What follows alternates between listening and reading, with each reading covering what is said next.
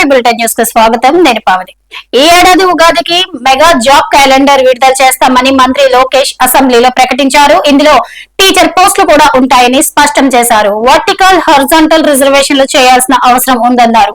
Zonal renotification చేయాల్సి ఉందని చెప్పారు. ఇందుకోసం అన్ని డిపార్ట్మెంట్లు కలిసి పని చేస్తున్నాయని పేర్కొన్నారు. ఇక కేంద్ర ఎన్నికల సంఘం రేపు ఢిల్లీలోని భారత్ మండపంలో అన్ని రాష్ట్రాల కేంద్ర పాలిత ప్రాంతాల ఎన్నికల కమిషనర్లతో జాతీయ సదస్సు నిర్వహించనుంది.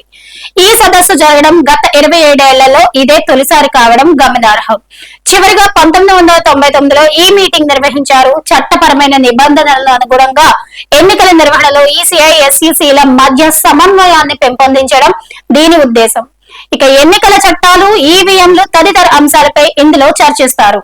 T20 WC చరిత్రలో ఇప్పటి వరకు హోస్ట్ నేషన్ ఒక్కసారి కూడా ట్రోఫీ గెలవలేదు. అలాగే ఏ టీం కూడా వరుస ఎడిషన్లలో ఛాంపియన్ కాలేదు.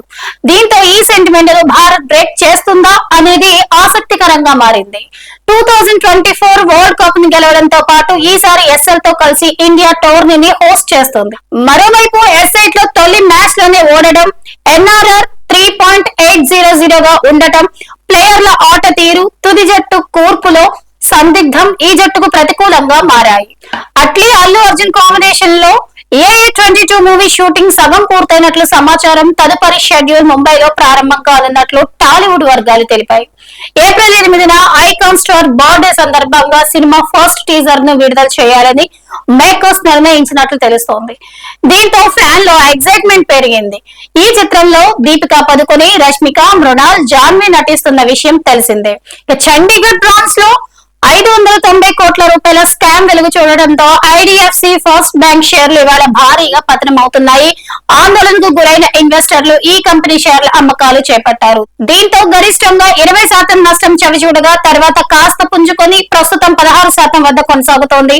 హర్యానా ప్రభుత్వ విభాగం తమ బ్యాంక్ ఖాతాను క్లోజ్ చేసి ఫండ్స్ ట్రాన్స్ఫర్ చేయాలని కోరిన నేపథ్యంలో ఈ స్కామ్ బయటపడింది. ఇది బులెటిన్ న్యూస్.